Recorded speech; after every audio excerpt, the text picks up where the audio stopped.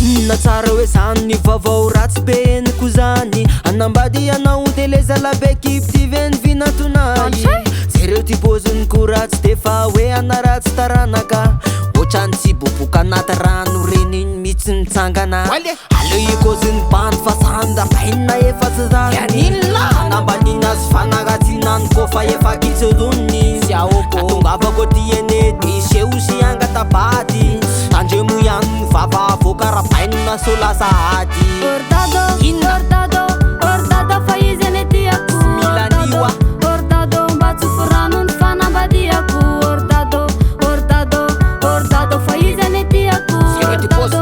ordado mba tsofirano ny fanambadiako sasa mbola tsy ampitona ty de ivignampingana anambady sanananao vao natany de tsy maintsy atao ny mariage nanao tsara ka CP sy ny BPC arinenao mbola tsy aposhe mbola enina amby folo taona tonony mikipondranina azo lisanse zaloka bainina tsy manakady napenina hoe 4-4 fa zany alohany mitapo maso natako tsara voandalana ny bany tsy manana ombe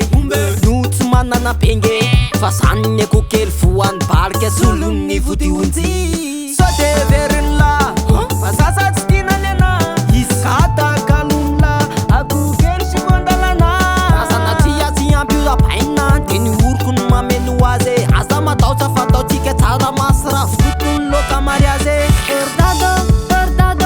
ordado fa izy ane tiako ordado mba tsofirano ny fanambadiako ordado fa izy ane tiako ordado mba tsofirano ny fanambadiako zanakanao nega fozako apiadaniko tsapijanyko ohatrako le mihinana nemy mafatsy ohatako le mihinana anana ny fitiavako anazy atao boko tsy iova fo mandakizay zany ny boto arehefa lovy rabainina asotombera amizay zany ary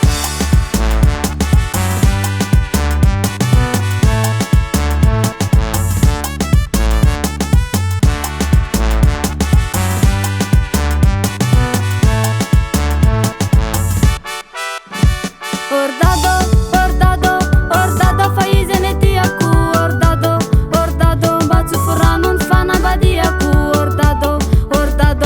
ordado fa izy ane tiako ordado mba tsofirano ny fanambadiako orabainina ny sanakareo nge hoe tiako orabainina mba tsofirano ny fanambadianay orabainina ny sanakareo nge kifeko orabainina mba tsofirano ny kofa fale aza